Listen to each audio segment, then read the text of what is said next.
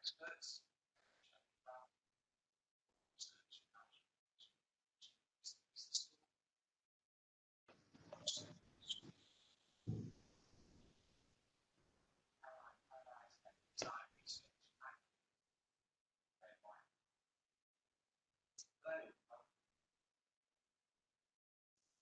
This webinar today, trends.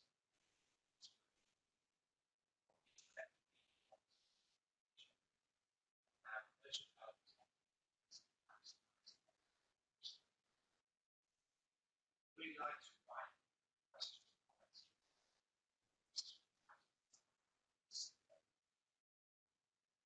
I don't have time to answer all.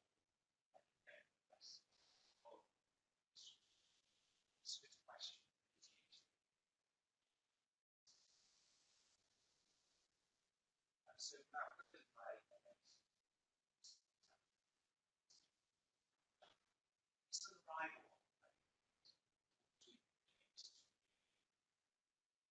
well, and then expect some structures.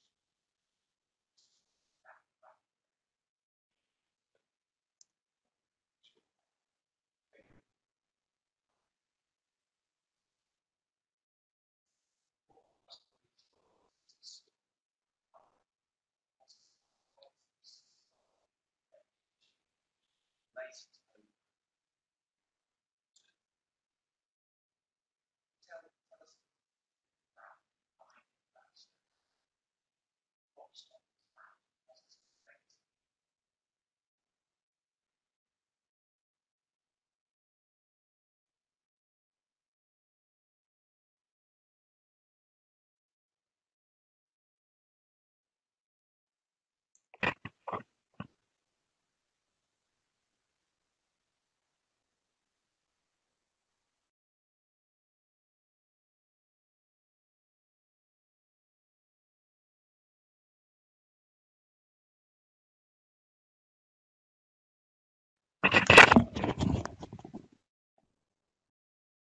Sorry, everybody, we're just having some sound issues. Just if you just bear with us a minute.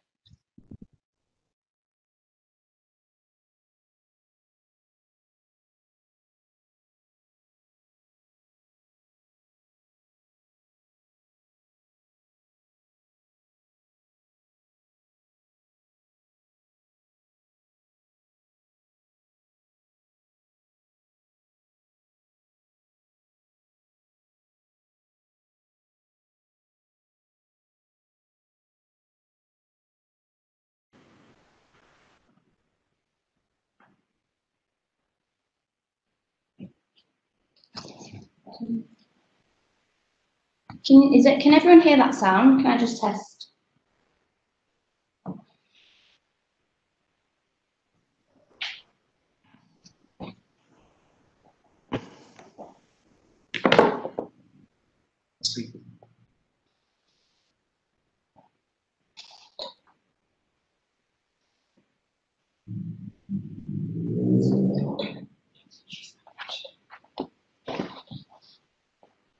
Sorry, so please can you tell us a little bit about the key findings of that survey, including what respondents found to be positive and negatives of working from home in the pandemic? Hi there. Yeah, thanks a lot, Chris. So I guess some of the key things that had jumped out at us through this survey was the fact that whilst the removal of the office when the pandemic hit was quite sudden and unexpected, it wasn't necessarily an unwelcomed experience. So a lot of the reports that we were getting from respondents was that they quickly got used to it. You know, people were able to, they enjoyed the fact that they could structure their own working day. They enjoyed the fact that they were left to their own devices to be able to manage their own workload in a way that suited them. So it led to greater autonomy. But also we had reports of a more enhanced work-life balance. So the fact that people didn't have to spend time commuting to and from the workplace meant that it saved so much more time in their day, that freed up time for more leisure activities, time to spend with their family, and just generally a more productive day. However, on the flip side of that was that there were also people that did find working from home a challenge, and it did challenge their work-life balance. So, you know, you suddenly found that you're working from home, and so there was an increasingly blurred boundary between your work life and your home life. So a lot of people have reported that they have found it difficult to separate the two. It's become harder to detach themselves from work, so they find themselves working longer hours as a result. One of the other things that we found was this issue around what we'd call techno stress. So this sort of pervasiveness of technology and this inability to or difficulty to perhaps adapt to technology in a healthy manner. So we're finding ourselves being more constantly connected. Just the fact that your device is there, it's easily accessible. So it's so easy to just continue working for that bit longer, or to just answer some emails whilst you're watching TV on an evening. So it just sort of runs this risk of working longer hours, and you know, this potential for burnout as well. So these can all contribute towards poorer employee well-being in the longer run. But it's also worth noting that whilst this particular survey was done in the context of a global pandemic, it's important to highlight that these issues have been around for quite some time. We've just been seeing them bubbling away under the surface for a number of years, but it's just that since the pandemic, it's brought all of these issues to the forefront. So, you know, it's affecting a larger proportion of the working population compared to previously, where it was perhaps just considered a privilege to be able to work from home, perhaps based on the nature of the work that you do, or your level of experience or level of seniority within a company. So many of these findings that we've seen come up from this present study does actually support what we've been learning about working from home and the issues around it over the years. It's just that this situation is now highlighting that we really do need to address issues around employee well-being, work-life balance, and these issues around techno stress that we're talking about. Yeah, I think we can all empathise with a number of those challenges and issues that we've had to confront. Was there a difference in attitudes and responses based on demographics such as age? Yeah, again, so the findings that we've seen come through are also showing that there are some differences between demographics. So we're finding that perhaps younger people, so when we asked people about what their preferences would be in terms of going forwards into the future, whether they'd prefer to work from home or whether they'd want to work in the office, we've found that perhaps the younger employees, so those under 30, have specified a greater preference for working in the office after the pandemic compared to those that are perhaps older and more experienced. And this could be due to a number of reasons, so such as social reasons. You know, it's just a good way of interacting with your peers by going into the office. And perhaps, you know, if you're younger and you're just starting out in your career, by being in the office, you've perhaps got more access to training and development opportunities that may not be as easily accessible when you're at home. We've also found that, and this is probably not going to come as much of a surprise, but those without children would also prefer to be in the office a lot more compared to those that are with children. So if you've got young dependents, it might be that you'd want to work from home, so you've got more time to fit in around the school run or just being around for your children a lot more. And I think one of the other key things to highlight as well that we've been seeing, you know, in the literature and other academic research that we've done in the past, is that space is also an issue. So not everybody's got a spare room that they can turn into a home office. So if there's a lack of space there, it's perhaps then people are going to specify a preference to be able to go into the office where they've got those clear boundaries and they've got a dedicated area to sit and work. Oh, yeah, that's very interesting. And do you think out of these responses and the positives, but also the concerns raised, do you think there's any tips really in terms of both managing working from home, both as an employee, but also for businesses managing their employees working from home?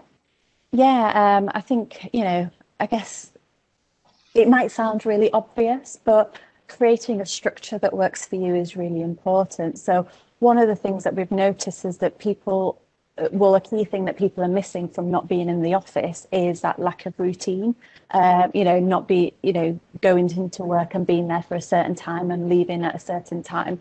So I think it's really important to be able to find a routine that works for you. So I think that's really important, and just being able to make sure you take regular breaks throughout the day as well. It's so easy to just get caught up in the work and just to remaining at your desk for the entire day. So I guess those, really simple and really, sound like no-brainers, but it's amazing how many of us let those slide and we don't create structures and routines for ourselves. But I think also from a managerial perspective, and I think it's really important for communication. So again, one thing that we're missing out on is spontaneous conversations that we see in the office. So being able to perhaps create space for informal conversations to happen and to take place whilst we're in this virtual world that we're finding ourselves in.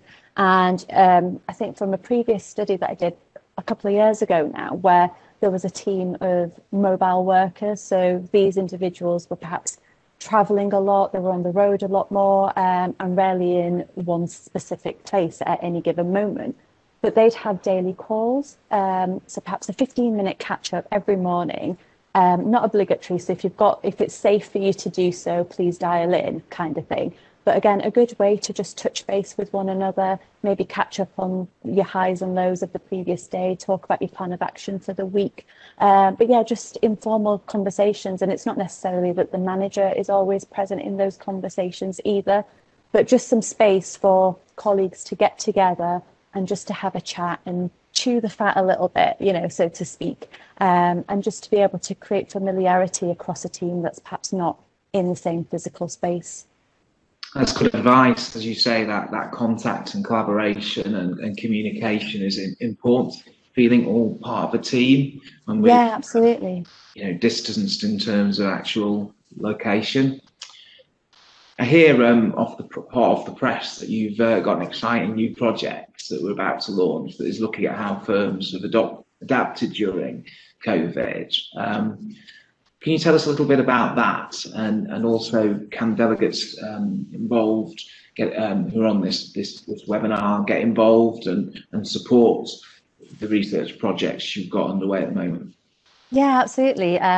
So again, as this present study has just been looking at the home working over the course of the pandemic, what we're now wanting to look at is how people have adapted to that, but then also how we're looking to transition to a workplace beyond the pandemic, and how we're looking to create more COVID secure workplaces. And particularly as we start to move towards a more hybrid model of potentially spending part of your week at home and part of your week at work, in the office, and how we can perhaps best support that and support employee well-being and engagement, improving job satisfaction and all of these things. So yeah, absolutely. We'd love to hear what people's thoughts and experiences have been around this. So, please do get in touch, and we'll be sharing our details after this event. So please do get in touch with us and let us know what your thoughts and comments are on this. And, if you'd like any further information on the projects that we've got going on, we'd love to talk to you about it. Yes, it'd be terrific to get that feedback. Moving on to Caroline, there's some really interesting trends emerging from the research we're talking about. How are you finding that impacting on the design of office space and how we use that office space? Yeah, thanks, Chris. I think it's really interesting research findings, and I think the kind of the questions for us as architects and researchers in design is always been about that balance between the kind of the physiological and the psychological aspects of how we experience buildings, all manner of building typologies.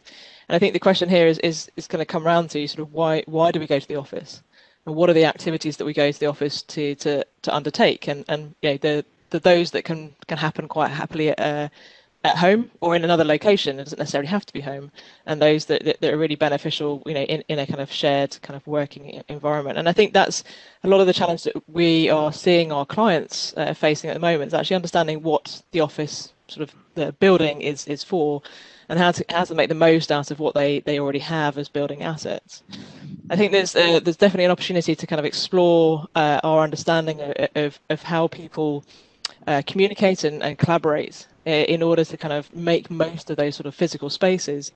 I think it's really understanding what we mean by the word collaboration, or even the word communication, because I think there's a balance between the kind of the verbal and the non-verbal communication that we get benefit from when we're in a space together, where where we come together physically rather than virtually in the way we have been doing for the last number of months, and actually understanding what the physical space can allow us to do and be a catalyst for, I think is going to be really important, and it has shown to be really important in the conversations we've been having with our clients over the last few months. Yeah, and you mentioned that, as you say, that physical space and layout and promoting that social connectivity. Do you think we'll see more and more examples of design focused around those communal areas and flexible areas to encourage that innovation, collaboration, and communication? I think we're likely to, and I think as Afshan has already mentioned, I think the kind of the move towards different ways of working, active working environments, collaborative working environments was already happening before the global pandemic, and I think there's been quite a sort of step change in the design of workplace over the last number of years. I think this has just maybe been a catalyst for those that weren't on that journey already to maybe sort of to be part of it, but also for those that were to kind of move things a bit quicker. And I think we need to start to get an understanding about each individual organisation almost and what they do on a day-to-day basis to really understand the types of physical environment that are beneficial for collaboration or for interaction in its variety of forms. I think one size fits all is never going to be the answer. It wasn't the answer before, and it won't be the answer going forward. So really understanding an organisation from the kind of the types of activities that people are getting engaged with, the benefit of kind of interaction in its different forms for all those activities, and then how the physical space can be a catalyst and support to that, rather than just assuming if you put in a communal space or you put in a collaborative space, that's going to be the answer. I think it's really actually understanding more in depth about what the people who work for an organisation really need and benefit from in those kind of physical environments they come together within. And so in practice, are you seeing different businesses and different types of organisation take slightly different approaches to that question, or are you seeing some similar trends emerging irrespective of the nature and type of the business and offer? Yeah. I think absolutely. I think we are seeing kind of those sort of initial investigations as to kind of what the sort of the physical space is providing. I think we maybe sort of touch on a little bit later the reduction, I suppose, in some of the required amounts of space that some organisations feel that they need. But actually, in doing that, they're kind of addressing the questions of what the environments are going to look and feel like. What is it going to be important to the identity of one organisation as well. So it's trying to understand a bit of both. It's as much about reducing some of the space, making it more efficient potentially, thinking about some of the kind of the practical aspects of the sort of the internal environment, the building services. How do you manage and adapt those types of environments? But it's also thinking about when people do come to the office, you want to encourage the sense of culture, the sense of community of your organisation whilst people are there. So putting some more emphasis on the kind of design environment, such that it kind of speaks to the culture of the organisation and creates a very positive environment for people when they come together. I think we'll see more flexibility in terms of the types of kind of the range of space types that are within an office environment, and maybe the sort of the flexibility between individual work desks to more meeting rooms and a variety of formal and informal meeting spaces. I think there's also Afshan's touched on the kind of well-being aspect, and I think there's going to be a lot more emphasis or requirements maybe from employees to kind of think about well-being, to think about connection to the outside, think about connection to nature, think about the other aspects that we are maybe benefiting more from by being at home. As and when we allow ourselves to have that structure that Afshan was talking about, going outside, taking our lunch breaks outside, taking a break throughout the day and kind of doing other things in our day. I think people will be looking for that when they go back to the office, looking for that balance between the types of physical environment that that an organisation provides them with in that location. And do you think factors like the zero carbon agenda and sort of climate initiatives and that sort of element might well impact in terms of design of offices and construction of offices, etc., out of offices going forward as well? I think so. I think we have an opportunity now maybe to address both things together. I think the kind of the well-being aspects, of the time we spent within the built environment, but also thinking about climate change and looking at sort of net zero and trying to understand how we develop more effective building performance. I think there's going to be some challenges with existing buildings, existing assets. I think there's some challenges there in terms of retrofit and reuse. There's some opportunities, but definitely some challenges when it comes to kind of building performance and building systems to ensure that they are working as effectively as they can with slightly different operating models and occupancy profiles. That's going to be a challenge. And I think where we're kind of focused as a team is the data and evidence behind that. Can we monitor these buildings in a bit more detail to really understand how they're performing in this sort of changing sort of future of workplace sort of scenarios, to actually ensure that they perform better? Because we can't build a whole bunch of brand new buildings to satisfy some of these changing requirements. We've got to work with what we've got, and I think there's a lot to be learned from the sort of sensor technology and the data that we can collect from that to help us come up with some kind of innovative solutions, I think, to say existing buildings. Yeah, and you make a good point there in terms of we do need to work with what we've got a lot in terms of existing office space, and I think there's that challenge, isn't there, of the new scenario in terms of potential mix of some colleagues working 1 day a week, some colleagues working 4 days a week, 5 days a week, and how we deliver space fit for purpose in the context of those competing demands and desires in terms of office occupancy, I guess. Absolutely, and I think that's one of the challenges that a number of our clients are sort of trying to address at the moment.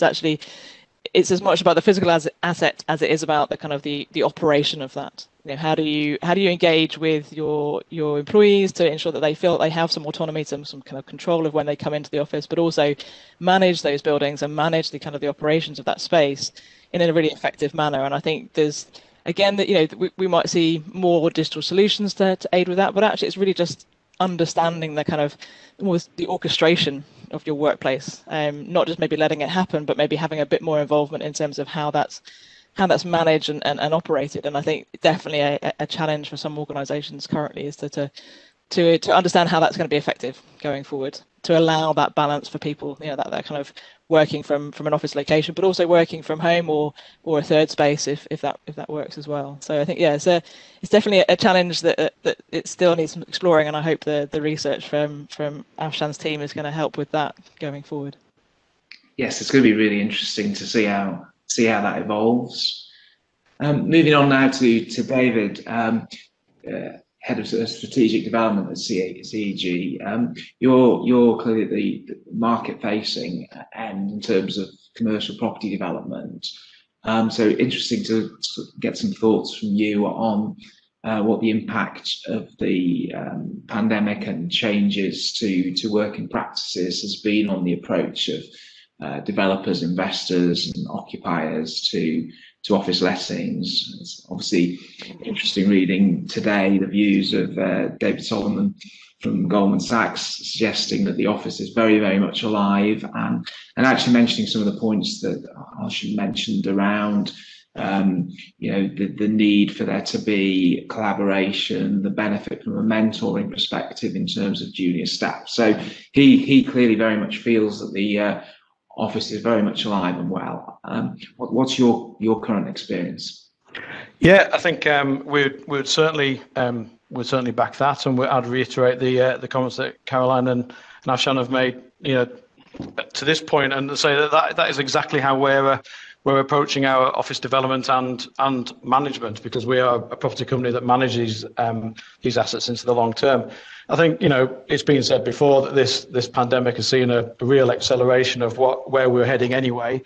And even if you take our building at Kirkstall Forge, You know, we secured a 60% pre-let of the space here with a particular occupier, and we sat down with that occupier, Zenith, on day one and said, what do you as an occupier want out of this space? And for a good number of years now, when we get an inquiry for new space, the first person we've met from that occupier has been the head of HR, not the CFO, not really the MD, but it's been the head of HR. And we kind of start that dialogue with them. And the building of the design of this building changed even 3-4 years ago. You know, the original kind of F&B element of it was kind of overlooking the train station, trying to capture that patronage of the train station. And it was much smaller, and we enlarged it and we made it more collaborative. We made different spaces within that unit. It wasn't just an F&B unit. It had breakout spaces. It had everything else in it. And that gets incredibly well used. It's an amenity for the building, and it's amenity for the rest of the site. And I think that's a key thing as well, is how do these wider master plans, we're dealing with two, this at Kirkstall Forge and Temple in Leeds, and how do the wider master plans also work? And that kind of attitude of public realm in the past was a lost opportunity for floor space, has now been replaced by actually good quality, well curated, well managed, long-term public realm space can actually add value to the office space that you're then you're then trying to bring forward.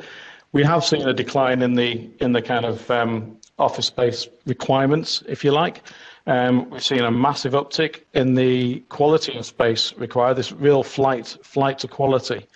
And I think where companies are maybe saving some money by taking less floor space and therefore less service charge and less operational costs, they're prepared to reinvest that in good quality space. So we're not actually seeing a dip in headline rents.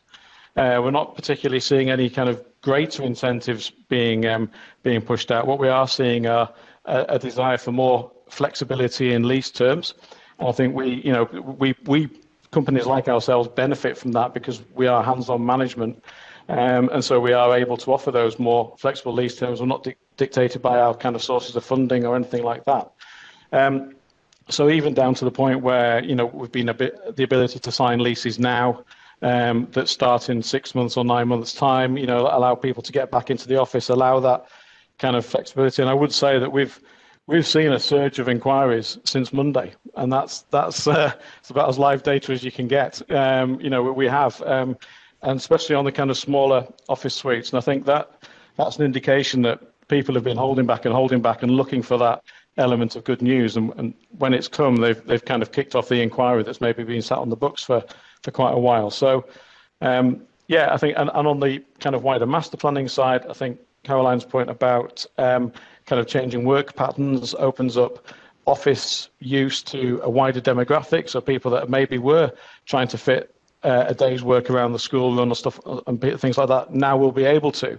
So we've always been, there's a big drive, I think, towards kind of school and education and nursery space and kind of later amenity, later hours amenity space and that kind of thing within these master plans. And can you contain? Can you have these different areas within an area of a city, as opposed to trying to rely on the existing services in a town or city? So I think it really is focusing people's minds along the lines that people have been talking about. Yeah, and so as you say, that there is that demand there from tenants and occupiers, and do you think the dynamic is such that it's now really putting from the perspective of landlords and developers, etc., it's about creating that differentiating product, what you talked about there about the flight to quality, creating that differentiating product. And I suppose is it now a case of looking to create sort of an environment that is attractive to tenants and occupiers and employees, and which perhaps is more beyond just the office. And how do you do that, do you think? Well, it's about differentiating the product. Well, how do you do that? You talk to the tenants and ask what they want. I mean, it sounds pretty simple, but traditionally, and I think historically, a lot of developers have fallen into the trap of designing buildings for what they think the tenants want. So, to give examples, we've kind of put gyms and bike storage and all the usual stuff into our buildings, but when we've taken it a step further and we've spoken to the tenants and say, well, what do you like about the gym? As an example, what don't you like about it? Well, actually, the equipment's the equipment, but what we really like is the guy that runs it. He's brilliant. He really kind of gets around he really kind of enthuses it. So we employ those people, and we take them onto our payroll because we don't want to lose that element. So we only get that feedback by talking to the tenants, and we've always had that attitude anyway, because even when you come around to rent collection and things like that, our rent collection is up at 96% or something. And we've always been, so that helps us then reinvest in the buildings. But yeah, that kind of quality and attitude of kind of working with occupiers from very much from day one, and talk to them about what their occupational requirements are, both in terms of space, but also in terms of lease terms, lease length, flexibility. How do their staff work? What hours do they work? What's the peak time? How do we make sure they get from the office space to the public transport or the car park securely at 10 o'clock at night, if that's what that occupier wants, and kind of not trying to retrofit that, but try and deal with it on day one and foresee that people will want that sort of product. So yes, absolutely, it's just understanding your customer better, I guess. Yeah, yes, absolutely good advice. I suppose one of the consequences of the pandemic obviously has been the impact on retail and the challenge that has been for our high street and town centres. Do you think there's an opportunity in that respect in terms of recalibrating that space, both in terms of offices and perhaps more widely as well? Yeah, I think so. I mean, some town centres might struggle a little bit, that have traditionally been overshopped and kind of having to kind of do some serious recalibration or improvements to public realm. And I think that's being recognised, and a lot of the funding streams that are coming forward now from central government into some of these locations tend to be focused on improving public realm, improving transport, improving connectivity throughout an area. So there will inevitably be some fallout from the retail side of things. Repurposing the space, absolutely. I think we need to be careful about how we go about that, so we don't provide dead parts of high streets, which then cause other retail failures that wouldn't necessarily have suffered. But I think that kind of well curated developments and well curated ground floor uses can really add something. There might be an issue with say, an office that's been situated in the middle of the main retail core, because traditionally people wanted to spill out the front of that office and go shopping in their lunchtime, and now they're faced with a different proposition outside the front door. So that will certainly be an issue, I think, in kind of secondary towns, maybe in terms of office locations. But this kind of, again, thinking differently, and property companies and developers looking at what people want and being able to proportion that space accordingly in terms of kind of how you split it, how you work it, how you manage it, I think is all going to be really important. Yeah, thanks for that. And as you say, where there is demand for that sort of quality environment and quality product, it's just as you've rightly mentioned, making sure it's aligned to the requirements of occupiers and what they want. Moving on to Graham, so we've heard that there's still a market for office space, and also potentially an opportunity for owners of office space to look at converted retail or redundant office space. Does that present an issue or an opportunity in terms of planning law going forward?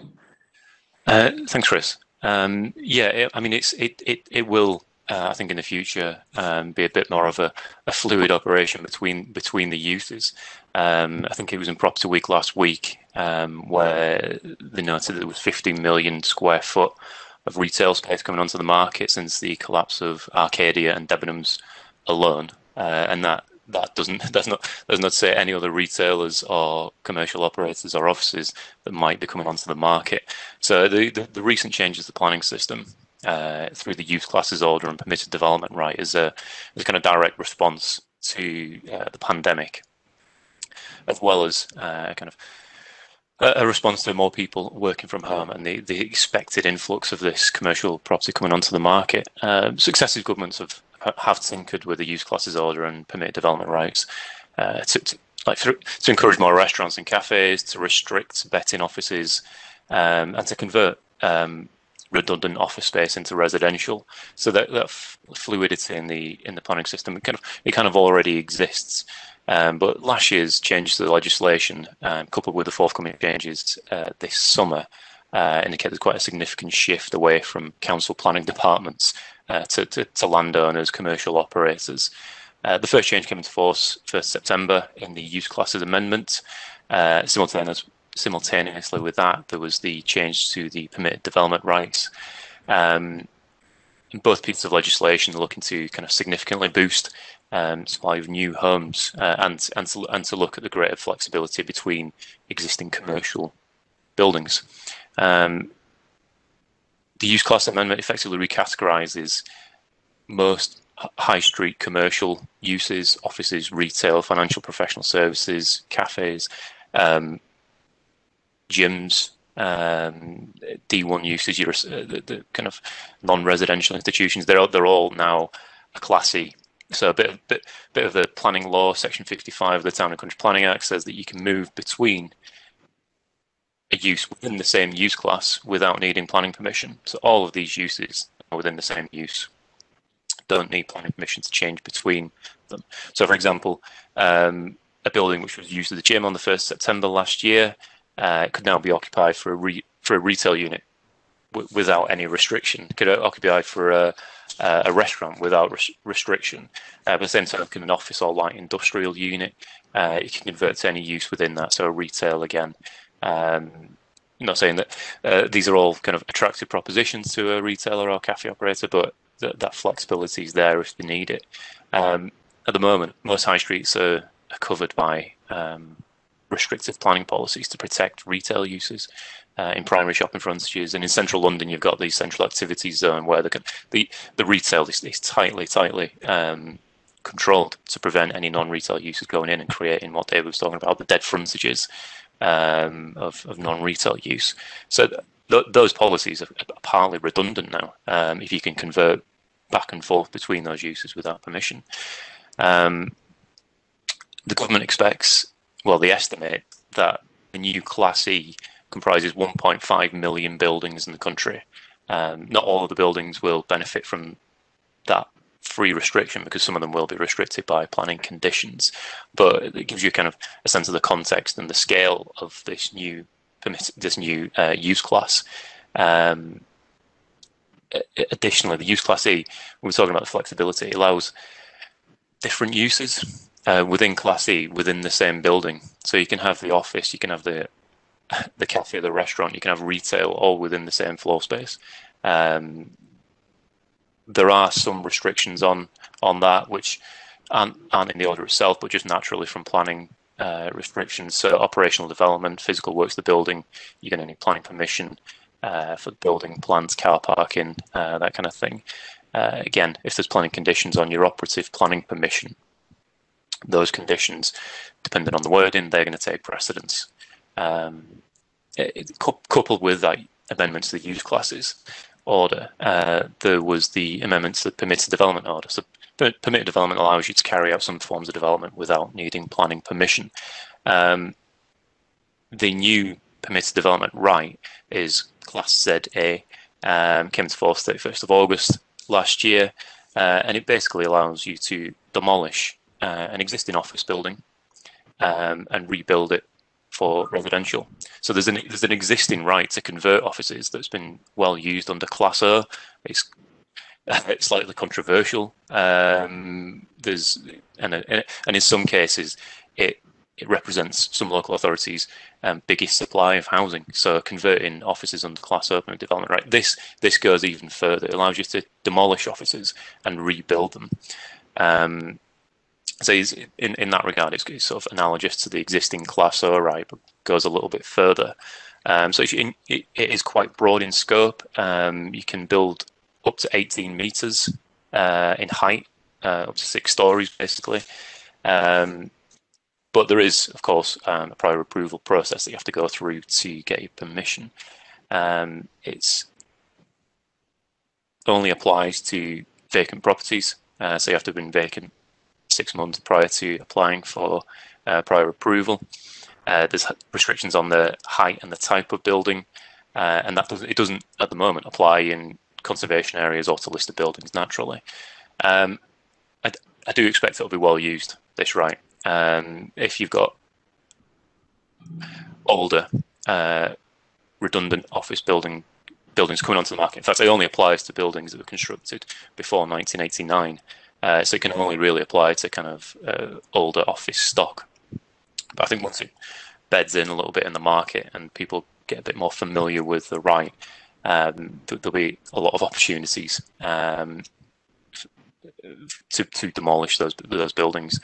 Again, talking about that flexibility, there are further changes coming into force in the permit development rights in summer this year. Those are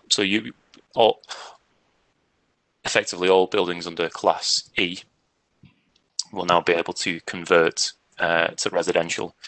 So there's existing rights for retail and offices to convert to residential, but this has just expanded it, and it'll apply to all buildings that are within Class E.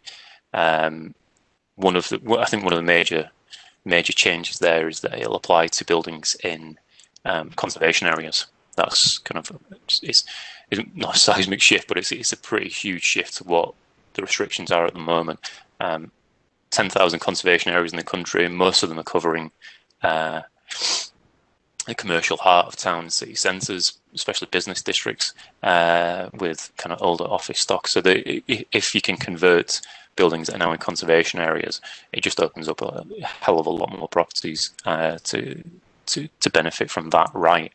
One of the other future changes coming into force on I think it's April this year is the nationally described space standard. So using that permitted development right under Class O and Class A, ZA to demolish and rebuild, you'll now have to meet the nationally described space standard for new dwellings.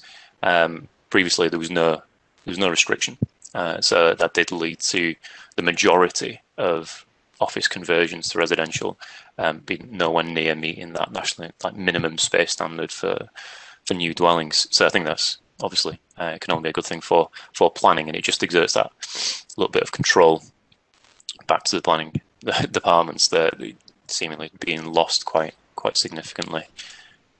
So I think, as you mentioned, that flexibility is really much needed in the context of the pandemic and the challenges that occupiers and owners of building are facing. So some of those those opportunities are obviously very valuable.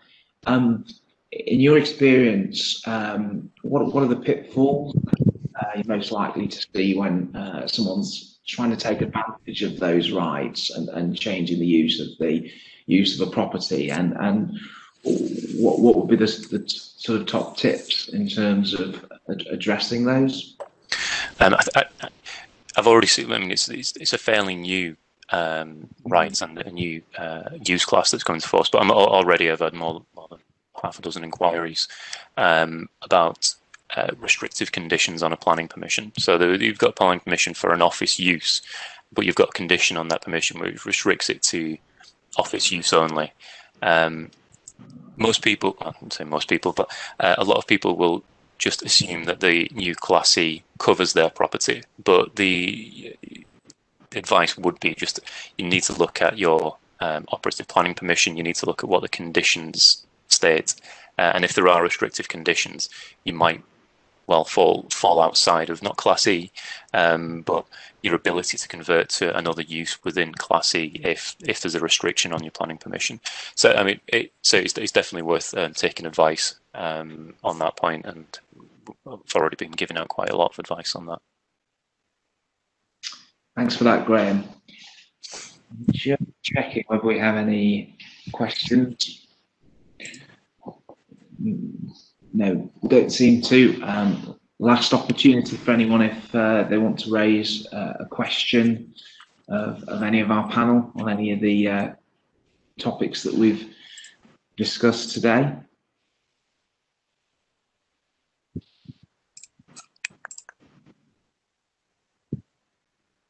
Okay, we don't seem to have any questions. So summing up, the key takeaway is that we all need to think about in terms of the changes to the future world of work. And I think we need to consider, as we talked about, are there ways that offices can be designed to use space in a more collaborative way to encourage that that engagement, that communication, that collaboration, that team feeling that we all enjoy being part of a business. I think from a perspective of the commercial property portfolio, landlord and developers need to be aligned to the desires and requirements of tenants and take that into account in their developments and the management of their portfolio to maximise attractiveness of their developments and investments to occupiers and to maximise their return. And I think we also need to consider how we use existing space, and that includes redundant space, more effectively and more efficiently, so as to maximise the benefits of that space and also take advantage of the changes which Graham clearly set out in his section. So unfortunately, that's all we have time for today. Next month, as part of our Future World of Work series, we'll also be looking at how to manage your workforce in a world of vaccinations, rapid testing, face masks, and working from anywhere. We'll send some further details on that and a copy of our report with the Leeds University Business School in our follow-up email with the recording from today's webinar. In addition, if you'd like to get involved or know more about the Leeds University Business School research, please get in touch and we can put you in touch with Afshan.